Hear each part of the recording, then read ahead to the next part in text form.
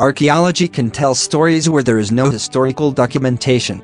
Sometimes when lost documentation surfaces, it can reinforce and expand on archaeological work. In today's city of Cayce, South Carolina, a few history buffs would uncover artifacts and documentation that would tell the story of a lost colonial village. A village that could have become a capital. A river crossing, a colonial store account book, an old drawing, and 28,000 artifacts from the ground come together. Our story begins with local surveyor Bill Shumpert.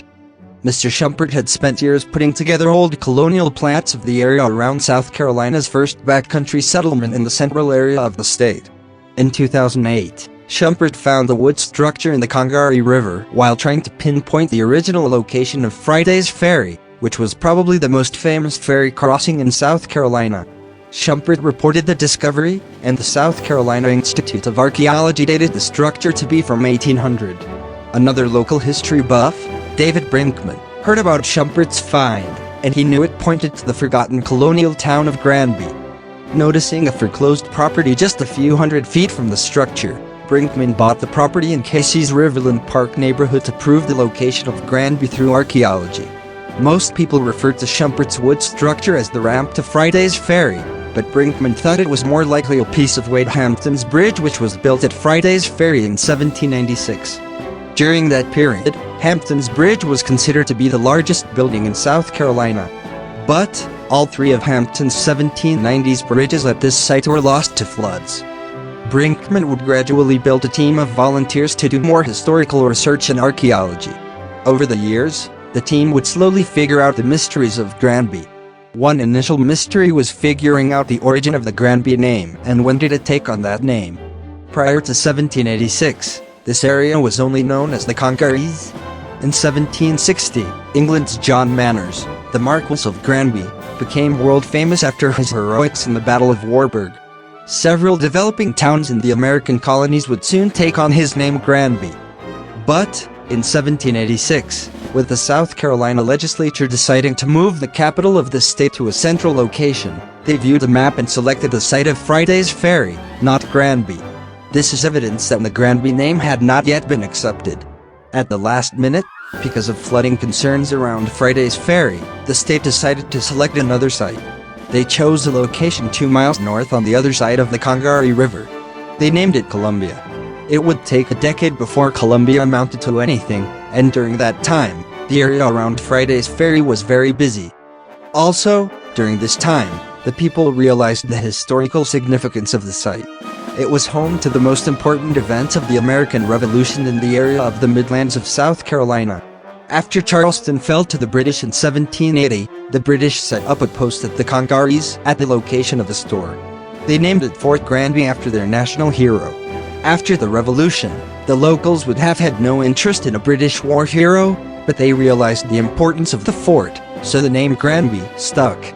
The first mention of Granby, in records of the South Carolina Department of Archives and History, happened in 1789. In 1791, President George Washington came through and noted that he liked Granby better than Columbia. Very soon, Granby would be recognized as the seat of Lexington County, which it would keep until the town of Lexington came along in 1818. As Lexington grew and Columbia became a major city, people gradually left Granby. Although people did not yet understand that mosquitoes spread diseases, they knew the frequent flooding of Granby was causing health issues. By 1860, no one was left in Granby, and the buildings had all collapsed. The village at Friday's Ferry, which could have been the capital of South Carolina, was now erased. The land was turned into farms, and plows would break the last pieces of Granby into small artifacts. If there were a single founding father of Granby, it would probably be Martin Friday, whose ferry seemed to attract the development of the town. Martin was part of the original backcountry settlement of Saxe-Gotha. He acquired much of the property that would make up Granby. It would not be until after his death, however, that the town would take on the name Granby. Martin would leave some of his property to his son, John Jacob Friday Sr., who would pass much of it to his son, John Jacob Friday Jr. This included the house that would be taken and converted to Fort Granby during the Revolution. John Jacob Friday Jr. had a daughter named Sarah, who probably spent much of her time in the Fort Granby house, where her sister Anne lived with her husband, James Cayce. After the death of Anne in 1814, James and Anne's children remained in the house, and it would become known as the Cayce House.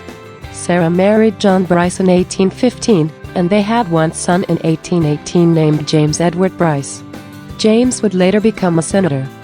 The 1850 will of John Bryce indicates that he was a very wealthy man and that he owned much of the old Granby land, including the land James Cayce lived on. The Granby dig team believed that around the time of her marriage to John Bryce, Sarah created the only known drawing of Granby. The Granby dig team had been searching for this lost drawing for 2 years when it was finally found in the South Caroliniana Library in 2014 by history buff John Allison. The drawing is a priceless artifact that provides us with more information than any of the over 28,000 dig artifacts. It gives us a view of the town, the names of businesses, and the people living there. When Brinkman applied his overlay process to Sarah's drawing, it only took a couple of extensions on the old state road and a turn, which Sarah had marked as Haynes Corner, to make the overlay line up exactly with the 1939 aerial photo, which included several common landmarks. Those landmarks were the Cayce House, the mill, the old state road, and a lone tree at the spot where the old Granby courthouse had stood 120 years earlier. 200 years later, we can now see how this old drawing falls on our current aerial view. The now known location of Friday's Ferry, which Sarah's great-grandfather owned, lines up exactly with the ferry road on Sarah's overlay. And there's no mistake about what our dig site is. It is the home site of Samuel Johnston from the 1790s until 1820. The Granby dig team would find the newspaper ad that caught the attention of Samuel Johnston and his new wife. The ad was for the sale of the house. The description gives the distance of the house from Friday's Ferry, and the artifacts we have found agree with the descriptions of buildings on the property. The Johnstons would buy the house and live there until around 1820. But who built the house, and when was it built? It would take a while to figure this out, but the details would eventually be found in an old account book and then proven with archaeology. A colonial store account book. While Brinkman was purchasing the property next to the Friday's Ferry site, a local resident brought an old book to the Cayce Historical Museum. The title was Cayce Store Account Book, and it included a record of the store's sales between 1784 and 1786. The Cayce Historical Museum director, Leo Redmond, recognized the names of many of the customers, and he knew immediately that the item was authentic. Redmond wasted no time in acquiring the book, and the University of South Carolina would soon photograph all the pages of the book. As pointed out earlier, the Granby name had not been accepted for the town before 1786, so the area was still only known as the Cayce. There was speculation that the account book came from the store that had been converted to Fort Granby during the Revolution, but that store was originally named after the owners, Chestnut and Kershaw. So, where was this Cayce store? Brinkman would eventually come across an account of Henry Drayton that covered his 1775 visit to the Cayce store, which was just off the old state road. The account states that the store was just south of Granby in the Sox-Gotha settlement. We can narrow this down to a specific area using the old Sox-Gotha 1739 survey and Sarah Friday's drawing of Granby. But Drayton's account makes the location even more specific as it states the store is 300 yards below the large ditch. That ditch is well known, even today, and it appears on the Sox-Gotha survey and can still be seen in aerial photos. The site of Fort Granby is a mile north of this location, so that store site is not a possibility. Furthermore, information was given to Brinkman about a recent ground survey of this undeveloped location which revealed apparent artifacts of the late 18th century. The Archeology Brinkman and his Granby archaeology team began digging in May of 2012 on that piece of property that was just a few hundred feet from the Friday's Ferry discovery. On the second dig day, artifacts began pouring in. Most of them were Granby, but there were significant finds of a previous owner of the land who was an Indian trader. Irish trader Thomas Brown built his trade cabin at this exact location and operated it from about 1735 until he died in 1747. More artifacts were found from 1750 to 1768, which we believe were from Fort Cayce too, and the training that was done at this location during the French and Indian War. The Granby dig team would spin off another dig which would locate the lost and forgotten Fort Congaree just 1,000 feet south of the Granby dig site. After 10 years, the Granby dig team has found 28,000 artifacts. Combining the artifact finds with the Congaree store account book will now give us a story of Granby. In April of 2013, the Granby dig team was completing the final level of a pit when they discovered an unusual item. At first, it appeared to be an old rusty nail, but after some basic cleaning, the team's best guess was that it was a small gate or door latch. Months later, while browsing the drawings in a book of colonial American artifacts, Brinkman discovered it was a lock tumbler of an imported English 9-inch stock lock. At this point in the dig, the team knew they were on top of a Granby house. Could this have been in the lock of the house's front door? Not long after this discovery, dig team member Kathy Keenan was finishing up her master's thesis with a paper about Granby. As part of her work, she transcribed and indexed the entire Congaree store account book. A simple search of the index found only one sale of a stock lock, and it was the exact lock of the lock tumbler artifact. This is a pretty neat little thing. This connects to the Cayce Historical Museum also. First it looked like a nail, but when we cleaned it up, we realized it was a unique piece, which we eventually identified as being the lock tumbler in a 9-inch stock lock from England. And in the Congaree store account book, which the Cayce Historical Museum acquired some years back, we find there's only one 9-inch stock lock sold there, and it was to Jacob Giger. We knew from Sarah Friday's drawing of Granby that Abraham Giger lived right across from our dig site, and that likely Jacob may have been a son of his. So we believe that this date, which is 1784, might be when Jacob Giger was actually building the house that we are digging.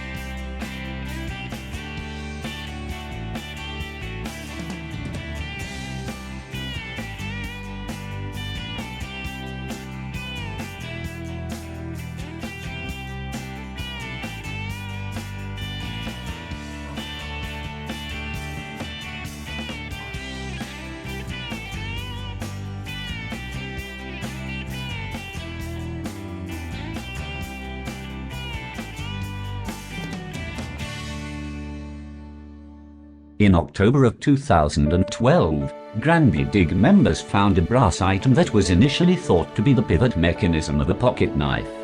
The South Carolina state archaeologist, Dr. Jonathan Leader, however, quickly recognized it as the pivot of a colonial period Carpenters Ruler. The team found photos of an antique ruler that might be a match, but other examples of Carpenters compasses were observed that had a similar pivot part. The Congaree store account book had no sales for rulers, but 4 people bought Carpenter's compasses. Among the buyers was none other than John Geiger, and with his purchase, he also bought nails, including 203-inch nails, which are used for framing. Could these sales be related to the Geiger's construction of the Samuel Johnston House in 1785? Also related to construction, in an adjacent pit to where the pivot artifact was found, a saw blade was recovered. It matches the blade type of a frame saw. 12 saws were purchased in total from the Congaree store between 1884 and 1886. In 1758, Martin Friday's ferry had been in operation for 10 years. It was noted then that the first immigrant dwellings in the Congarees were made of logs. Martin Friday owned one of the few homes which had glass windows. The imported window glass was so expensive that Friday had to have the windows tax appraised separately from his house. In 1790, Granby looked like a small colonial Williamsburg. It had attracted some of the wealthiest people in the Midlands. Most of the homes had brick foundations and glass windows. The Granby dig has found over 4,000 pieces of this imported English window glass. The Congaree store account book shows the 1785 purchase of a box of this window glass by Richard Hampden. We have now seen several examples of Granby artifacts coming together with the Congaree store account book. These told stories of the building of Granby. We now move to items that point to the demise of the town. The pandemics of the 1790s were especially bad in Granby, mostly because of the major floods that occurred in that decade. The spread of these diseases worsened because of mosquitoes. Historians also believe another contributing factor was the production of indigo, which was a cash crop of Granby. Indigo was grown in early South Carolina to produce blue dye that was exported to England for use in the British textile industry. Indigo formed a significant part of the South Carolina economy for approximately 50 years, from the late 1740s to the late 1790s. During that period, indigo was South Carolina's second most valuable export, behind rice. Looking at the Congaree store account book, we find many items related to indigo production. The work of planting, tending, and harvesting indigo plants in 18th century South Carolina was done almost entirely by enslaved people of African descent. Besides cultivating the crop, they also built and maintained the vats and other apparatus used in the production process. Likewise, enslaved men, women, and children also shouldered the bulk of the labor involved in extracting the blue dye from the plants and preparing the finished product for exportation. The unique tool for cutting the indigo plant was the indigo hook. 48 of the hooks were sold in the Congaree store, and some of these sales included what may be material for slave clothing. Osnaburg was a coarse linen fabric seen commonly on enslaved bodies. The processing of indigo involved the moving and holding of large quantities of water in vats. Ironically, the final indigo product was known to repel mosquitoes, but the production process may have created a major breeding ground for the pest. Some historians believe this ultimately added to the mosquito problem in Granby. The old Hargrove Arthur plantation, which was at the same location as today's Cayce Historical Museum, produced cotton and indigo. The final indigo product would have been processed and taken down the Congaree River from Friday's Ferry to Charleston for export. In 2013, the Granby dig team was surprised to find blue-dyed indigo cloth in the deepest level of a pit where all other recovered artifacts were from the Granby period. The diggers would also find the same cloth in 2 other pits from the same area. A newspaper article from 1816 adds yet another illness that plagued Granby. The article's author was a medical doctor, and he gave details on an illness that had spread across America and the world. The newspaper notes that since the initial publication of this illness, it had been given the name influenza. It was a deadly illness with many peculiarities, and it sounds much worse than any flu we have faced in modern times over the last 100 years. Again, as with the other epidemics of South Carolina, the people had no idea that it was being spread by mosquitoes. But the article does state that people living in damp and flood-prone areas, like Granby, were much more likely to get it. Some people theorized that the illness was being spread by trees. Forests were clear-cut to try and stop the spread of it. The newspaper article then focused on Granby, which was especially hard hit. But one Granby man was able to protect his family by burning tar. This was done around his yard and at the entrance to the house.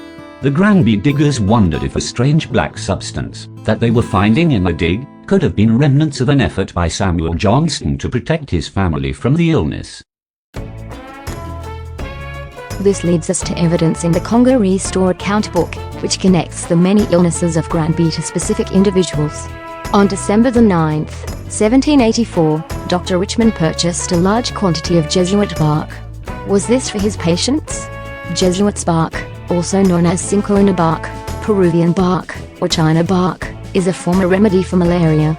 The bark contains quinine, which is still today used to treat the disease. The bark is indigenous to the western Andes of South America. It was discovered as a folk medicine treatment for malaria by Jesuit missionaries in Peru during the 17th century. There are many personal purchases of bark in the Congaree store for customers like John Boyd, Richard Lear, Benjamin Grubb, Gabriel Ragsdale, and David Reynolds. Most of these were sold in a standard 2.5-inch tall medicine bottle.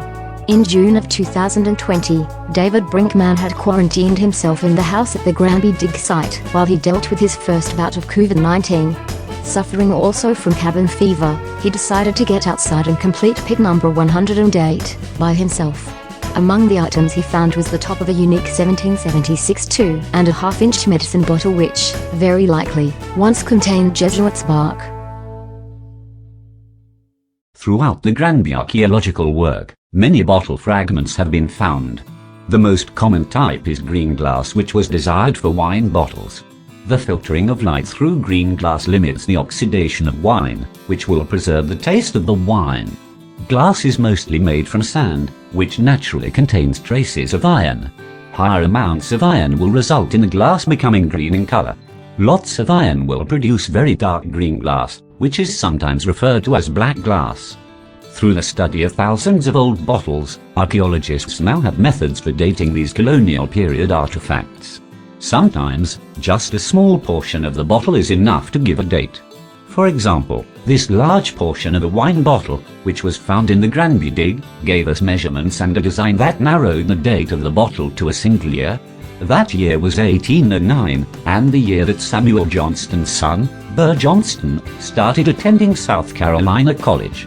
Maybe this was a bottle that touched the lips of one of the first South Carolina Gamecocks. We now move to the final Congo Restore account book example. Miracle cures for every ailment have existed for millennia. The people of Granby needed medical help, and they had the means to purchase anything that may help with the endless list of health issues that afflicted the town. In 1784, the popular item was Turlington's Balsam of Life. Was it colonial snake oil? Or was it a miracle cure-all? Turlington's Balsam of Life was a medicine patented by Robert Turlington in 1744. Turlington obtained his patent for the medicine's production from King George II, making Turlington its exclusive manufacturer. With its 27 secret ingredients, Turlington claimed the medicine would successfully treat a wide variety of illnesses, including kidney and bladder stones, colic, and inward weakness. The patent also enabled him to specify who sold it. It made its way to the Congo Restore through Charleston. The store's biggest customers, by far, were Richard and Wade Hampton, and they also purchased the most bottles of Turlington. We don't know what their specific ailments were, but they made multiple purchases over a period of 6 months in 1785. The purchases stopped after that, so we can guess that the Hamptons were not impressed. On March 5, 2022, the Granby dig team discovered a new type of glass in pit number 142. The team was able to measure the curvature of one of the pieces, and it matched the diameter of the neck of a Turlington bottle. But the most distinguishing feature was the rainbow color of the glass.